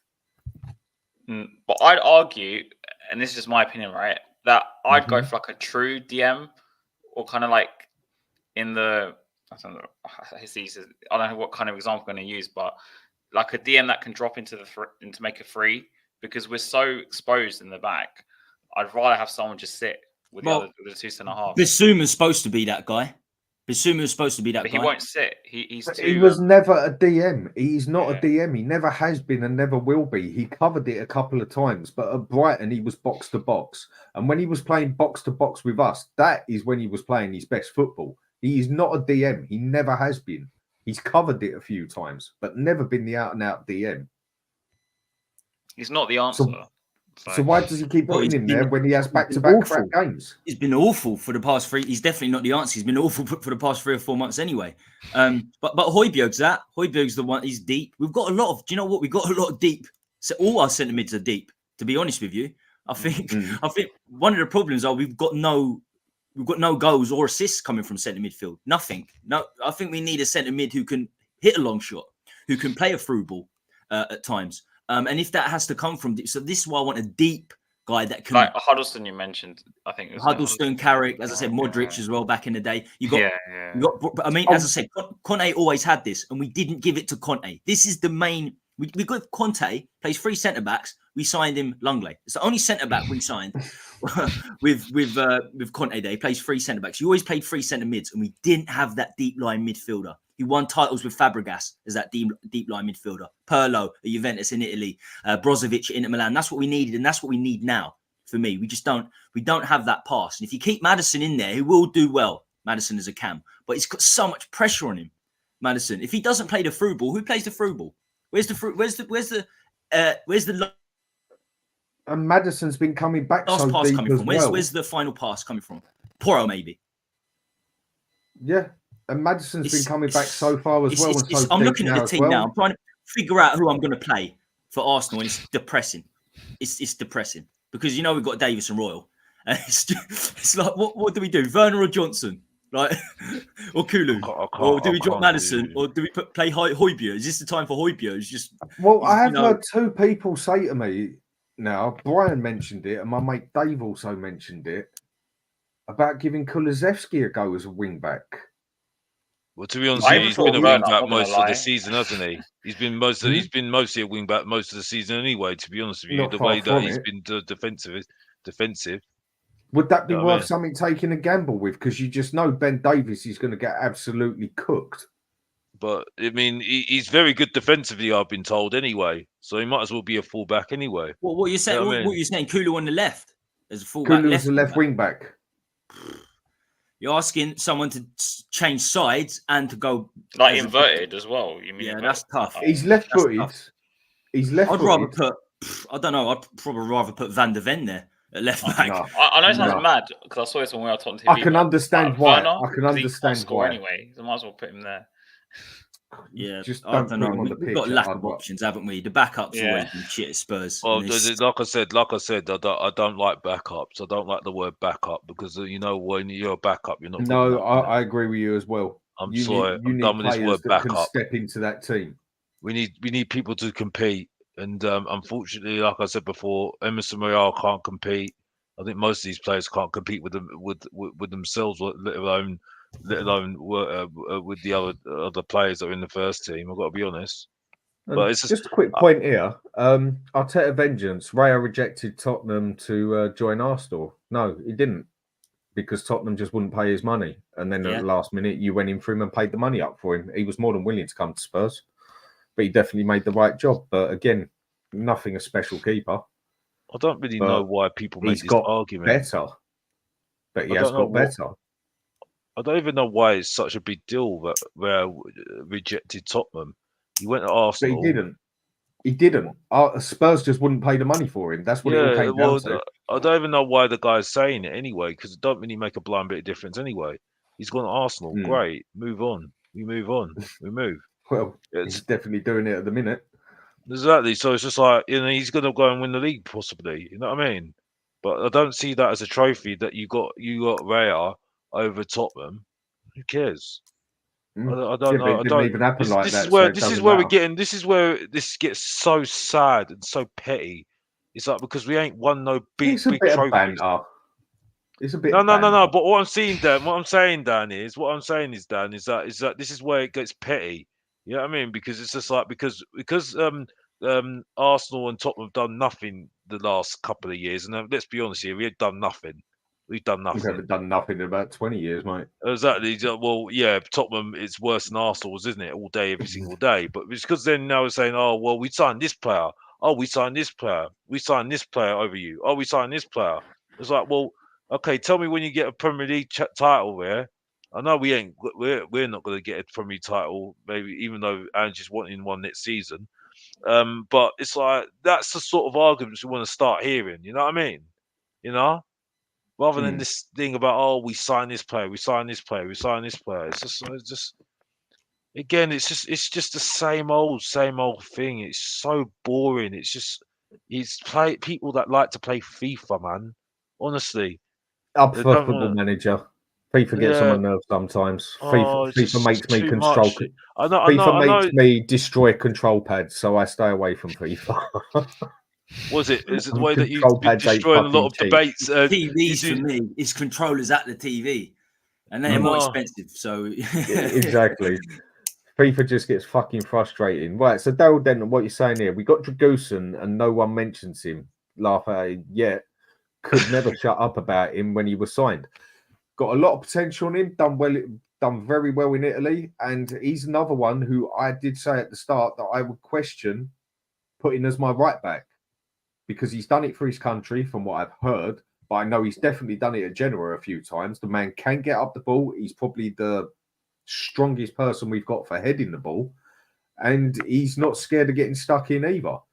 I think that maybe he might be our better call for going for the right back job, the wing back job. He's not going to do it because I think he would have done it by now. The problem is more Emerson than it is Davis. I'll worry about Emerson than I do Davis. Emerson's not going to create anything. He's got 2 assists in 95 games for us as a fullback. Wow. He has a panic attack when he looks at the halfway line, for fuck's sake. It's a nosebleed when he goes to. Are you surprised? What do you mean, wow? What do you mean, wow? What do you mean, wow? Are you surprised he's got only 2 assists in 95? I'm not. No, it's the amount of games please, he's played, honestly, that surprised me. This was supposed to be Cafu last season, I was told. This is the next Cafu. Yeah, Brazilian Cafu. Yeah, by some Tottenham fans. Yeah, we love him because he's got a great personality and he goes on TikTok. Honestly, it's just so boring and so. Oh no, it's because he held a flare once. Oh, it's just so. Do you remember when he did that backheel pass and it went out in the Champions League? Yeah, mate, his own country boo him. His own country boo him. If we're gonna start saying that about. Hang on a second. Hang on. Tony Rodriguez, he's saying here, Pedro Porro and Richarlison are back in training and available for Sunday. Well, I knew they was back in training, but I didn't know whether as far as I heard, it was a 50-50 basically. Well, if we've got Porro back, that's part of the problem sorted of what we're so shit scared of at the moment. Because I think the main thing everyone is just shit scared of is, apart from our Spurs have just been playing shit and we only play one way, having a Doji and Porro out, that is the petrifying part of it, isn't it? So if we have got Porro up front, I definitely would rather stick with Richarlison in the middle than Son and put Son on the left and Kulusevski on the right to bring on Johnson on the last 20 minutes, 30 minutes, how it's going and that, to put the extra pace on them. Because if Arsenal have got a weak spot, it is their left back. I think that Ben White is a very good right back. He's not good at getting forward. Yeah, he scored a fluke arse of a goal yesterday. Fair play. But I would say that is their weaker point. I'd say that is their weakest point on the pitch that I can find.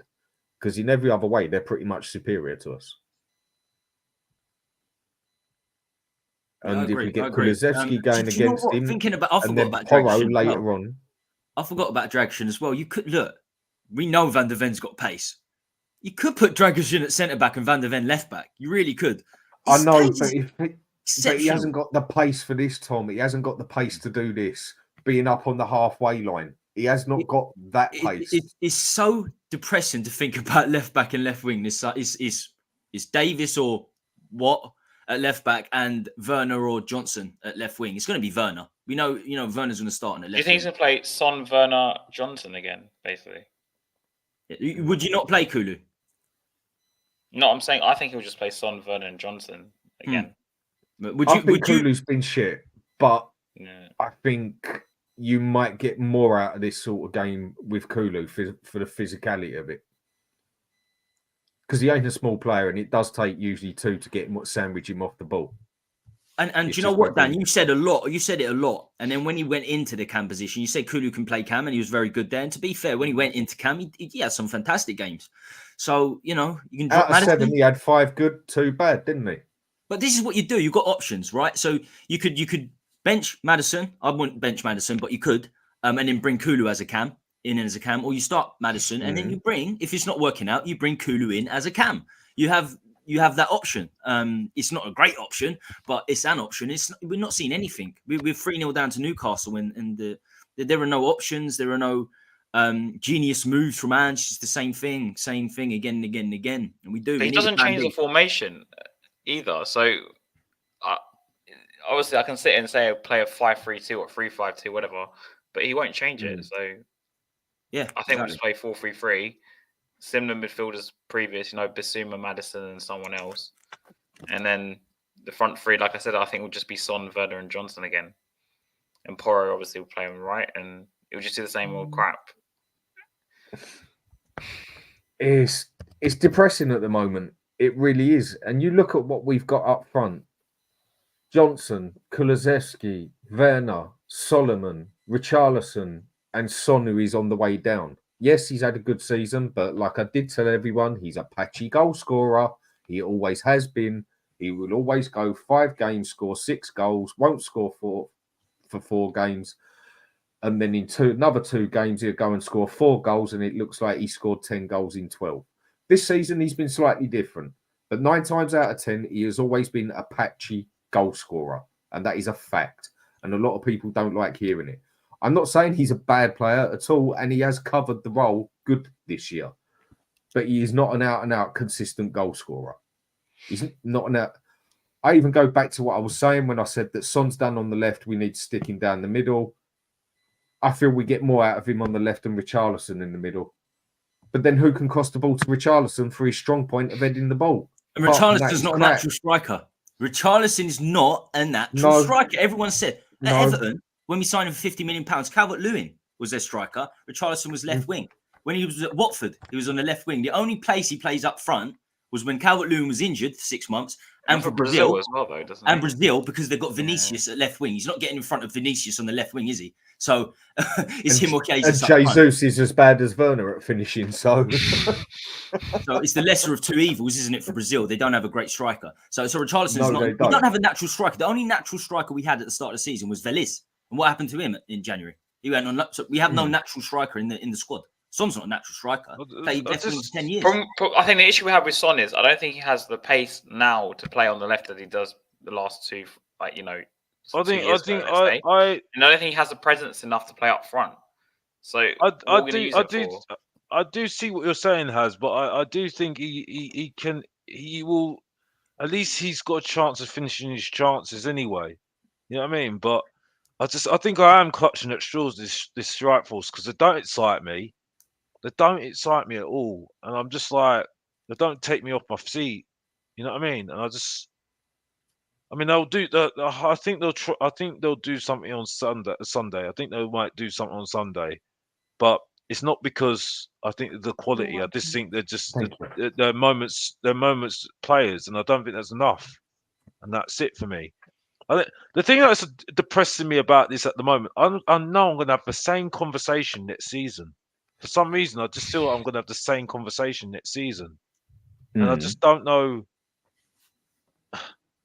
Especially when I thought it was so funny your live last time with Sava, Stelios, and Brian and yourself when you're talking about the combined 11, the combined 11 thing, and it's just like, how can some of these Spurs players can get into that combined 11? I do not know. Is it a Premier League? Was it a Premier League all-time 11, or was it just for this Sunday? No. It was for this summer, and someone come on talking about how there was a show that had spoke about like the combined 11 for now Arsenal and Spurs, and there was easily 8 Spurs players in it, and I'm like, what the fuck have you been watching? Because it ain't the same as what I have. I'm struggling outside of Van der Ven. Vicario, Van de Ven, and maybe someone else. Udogie walks into their team. That's those three. I think those three. The problem is the players that we Vicario, Van de Ven, and Udogie. We've only had half a season out of them. That's the you know what I'm saying. So you can't even rate them fully yet because it's like even now I'm like an idiot, but I slated them signing Havertz, but I think he starts ahead of Son up front now. Boy, that's something. That's something. I mean, I think Son would do good anyway because he's that sort of footballer. But yeah, I mean, it's weird because Havertz was never a striker. Chelsea, but they're using him like Mourinho used to use Fellaini at United in the same sort of way. They would just use him as like not a target man as such, but look at his goals. He's just on the end of things. He makes those runs. Yeah. It's weird because you would never have thought so, but Son is he's a 4-man. He can score 10 on the bounce. Even what Arteta's vengeance is saying outplay 8 players. Wow, delusional, mate. We're actually agreeing with you on this one, mate. The one who walks into Arsenal's team is Udogie and Son, because up front, Havertz no better than Richarlison. I think he scored one more goal than Richarlison now. Jesus can't even get in the Brazil team in front of Richarlison. What a crock of shit that is as a striker. As a deep striker, as a false 9, very good player. But if you want him as your striker, you ain't ever going to win a league. And then apart from that, Van de Ven can have a fight to go in there. But you've got to have Saliba in there. And Vicario, yes, he's letting 50 goals, but he's a better goalkeeper than Raya, shot stopping and pretty much everything else. The only thing that Vicario's weak spot is he isn't physical enough on his line, is he? But I think we could put 3 in there and be pushing to get a 4th. And depending how you want to play. Now, if you wanted to play the game with wing backs, then Porro walks all over Ben White. If you want a right back, an out-and-out right back, then Ben White walks all over Porro. So I suppose it does depend on what formation you want to play, but there is no way we are getting 8 players in that fucking team. Never. But you know what? I think if Arsenal had Porro, I think if Arsenal had Porro and Udogie, they'd be clear, man. They'd be absolutely running things. So I think it's fair to say, I think it's fair to put those 2 in, even though it is basically their first full season for both players. We know what happened to Davies and Sanchez. This is why I don't like judging players in a season, because everyone said this guy's the next Beckenbauer, Davies and Sanchez, after his first season. Because he was incredible. Davies and Sanchez in his first season was incredible. But you need a longer barometer. You need 2 seasons. You need 3 seasons to become to really be fully rated. At the moment, it looks good for them. I mean, Udogie's got weaknesses. Van de Ven's got weaknesses. Udogie's positioning defensively is not good, man. His discipline is not good. But Tommy, don't you think that's down to Ange? Because the way we play, it just leaves Van de Ven straight. I don't think you're done. Then you have to give the positives that he's done to Ange. I don't like this whole thing about Ange though, because he's told us already. Again, I'm just saying what he said already. Mate. I'm just saying at the moment, he said he's given all the tools already. He said, I'll give you my system, I'll give you the philosophy, it's all on you. You know what I mean? To unleash, to unleash yourselves, and that's it. So, I mean, I think it's more about these players at the moment, I think, as well. I've got to be honest. I think he has gave him a little bit more authority for them to unleash and stuff like that. I think it's just these players. And I just think we defend them too much. I just think we do defend them too much. The only one that I think at the moment who's different gravy to some of them that have stayed, who've been here the last couple of years, is Bentancur. And again, he's been growing on me.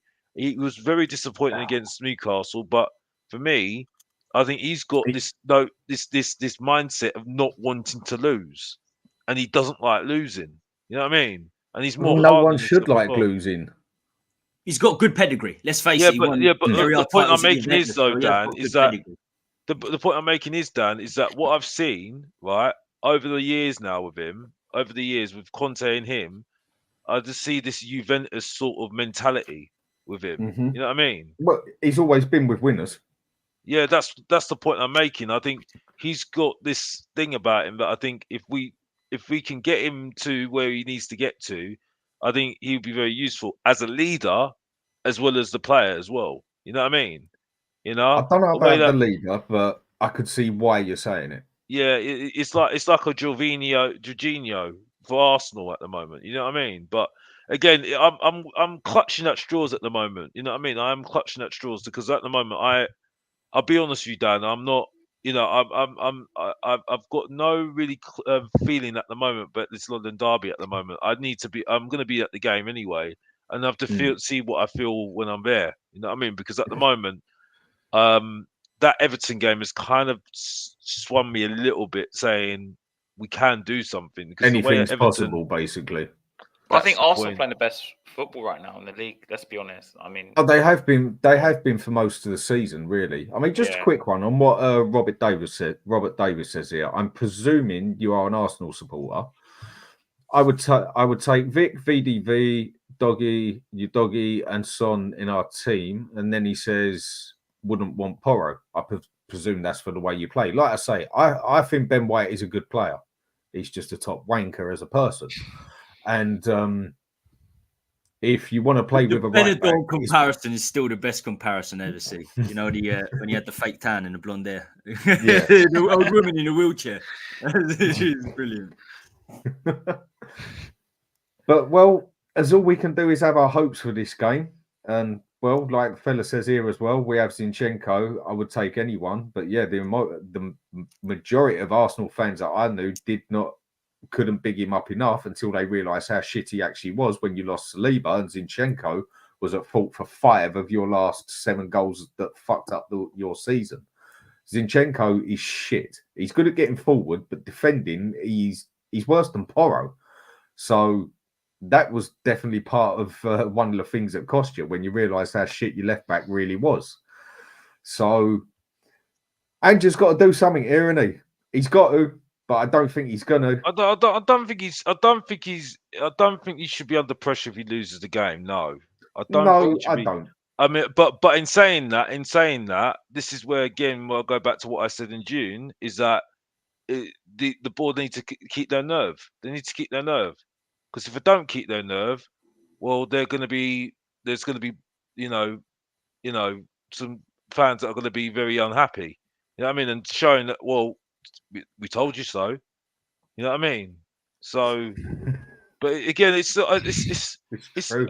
I don't think it's like I said, I think it's interesting to see how we can, if we can do what Everton have done. I think it's interesting to see how we can do it at the moment.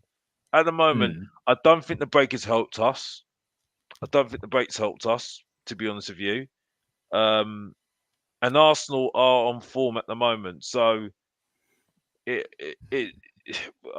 don't know what to really say at the moment. I don't know what to say at the moment. Problem is, Alex, is that I remember back in the day, right, when I used to watch us play Arsenal, when I'm talking like 2000s, yeah, till Redknapp came in, let's say, I would literally be so scared of this game, and I'm having the same feelings now again, like last season. For the first time in 10 years. Yeah. Easy. 10, 15 years, whatever.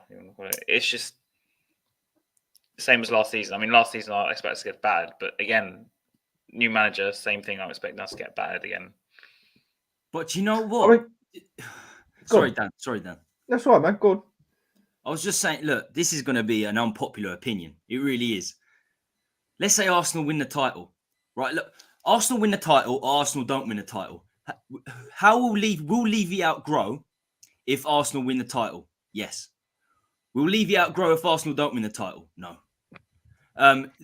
It's sad. It's horrible to think, but we're only going to go harder at Levy if Arsenal do win the league title. I'm not saying I want him to win the league title, but it's that old adage: would you kill 10 people, innocent people, to save 1 million people?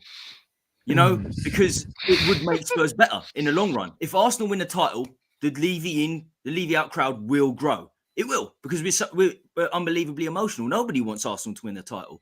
So that's where we are. Our trophy this season isn't top 4. Our trophy is Arsenal not winning the title.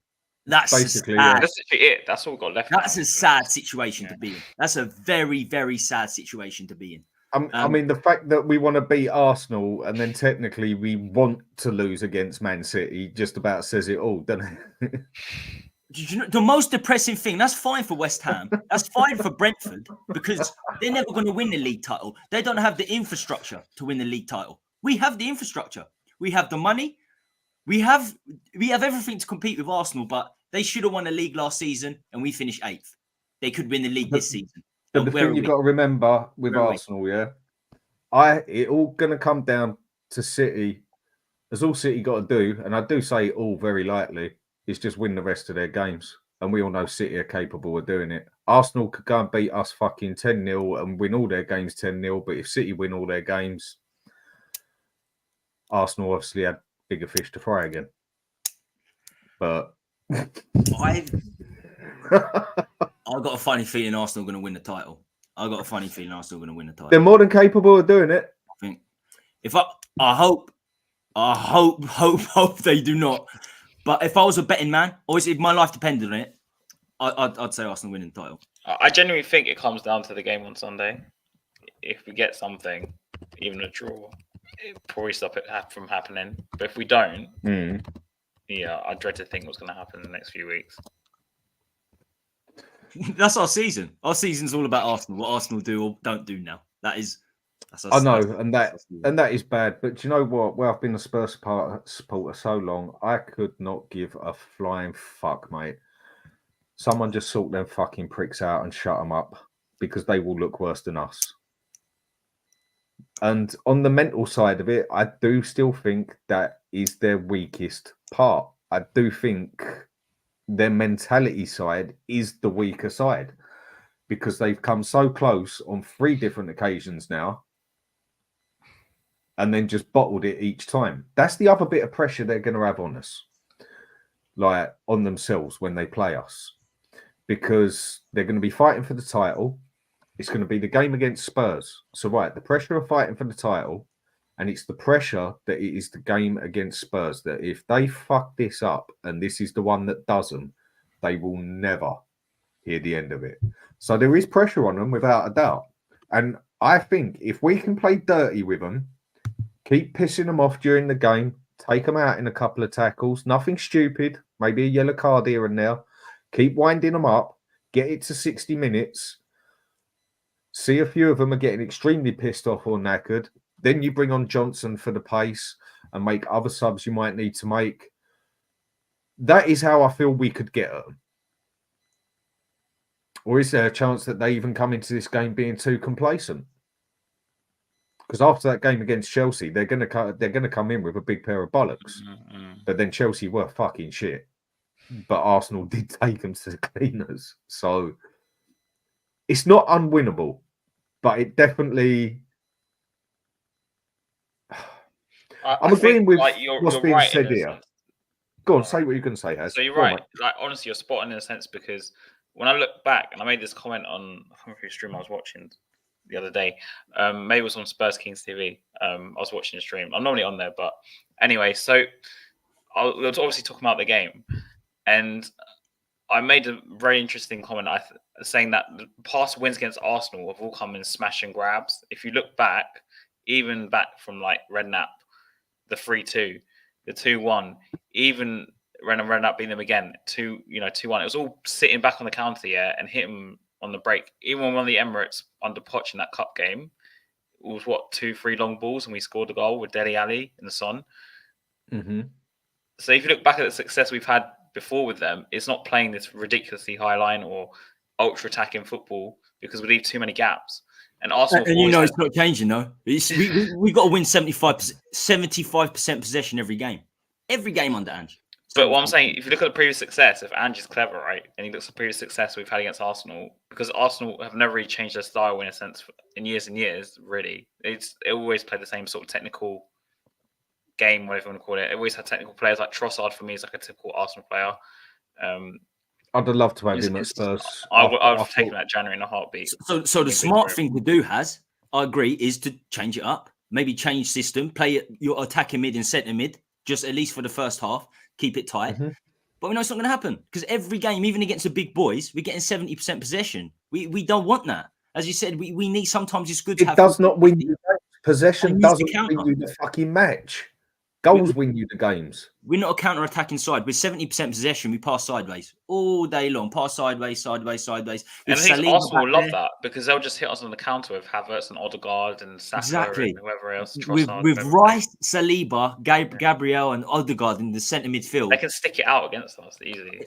Yeah. It's a worry. So this is where, again, this is where you have a lot of the fans sit back and say, no, this is the Ange way. He has to stick to his way. He has to do it this way. Or is this where a good manager adapts to a certain game where he knows, look, this is not Scotland. It's the Premiership. The Premiership is too good for Ange's style of play for every single game. Yeah. There's got to be the games where he's got to sit back a bit more or he's got to focus more on when you're playing against Liverpool, even though he's playing shit. You still got to keep your eyes on Salah because if you take your eyes off that man, he goes and scores hat-tricks. There's certain parts in games you still got to watch and adapt to. You cannot just say, right. It's like with the zonal marking thing. I just don't get why we do zonal marking on corners because we end up with a 5'5" player standing next to a 6' player. That's where I don't like zonal marking. Go man marking. Right, that's your man, that's your man, that's your man. Wherever he goes, you stay with him. I don't like zonal marking personally. But the one who's meant to be sorting all that out at the moment is Ryan Mason, isn't it? Yeah. I think you hit now Is it Milan Jedinak? Is it Jedinak? Is that his name? Oh, one's attacking, one's defending, but I can't remember which round it was. Oh. Yeah. But they both weren't like set piece geniuses, was it? I mean, supposedly. Jedinak for Palace was a great penalty taker. If you remember, he was an unbelievable penalty taker. Does that make him a great fit for set pieces? I don't know. But yeah, that doesn't sound great to me. But I think Dan hit the nail on the head. You just need to adapt sometimes. The style's not the problem. You can keep this style, but not every game. And the key word there is adapt. Certain games, you just got to change it. But Tommy, even you look at some like Redknapp, and I use Redknapp as an example because a lot of people I know said Redknapp didn't have tactics, right? But whenever these big games, he always used to play really defensive and try and play on the counter. Even with the players he had, like Bale, Lennon, whatever you want to call it, I never saw him go to the Emirates and go all out attack like we used to play against at home, or for example, even against Arsenal in the home games. Sometimes he would sit back and drop. And I look at someone like Sir Alex Ferguson. He always used to say, I always used to put an extra midfielder against Arsenal or against them in the big game. You know, obviously back in the day, everyone used to play 4-4-2. We always used to change it, go 4-5-1. Like, but Ange doesn't change anything. I've literally every game is like Groundhog Day with him. And I'm saying even managers like that who play so attacking, you'd argue, right? They still changed it in these games. But we don't. I just don't see it.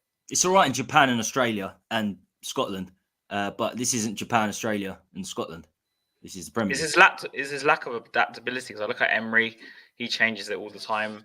He's only been at Villa a year and a half, or whatever, 2 years almost now. And I even saw from day one he was changing it. So this whole thing, he has to play that certain way, I don't buy, because managers come in. I've seen them adapt within like 5 games.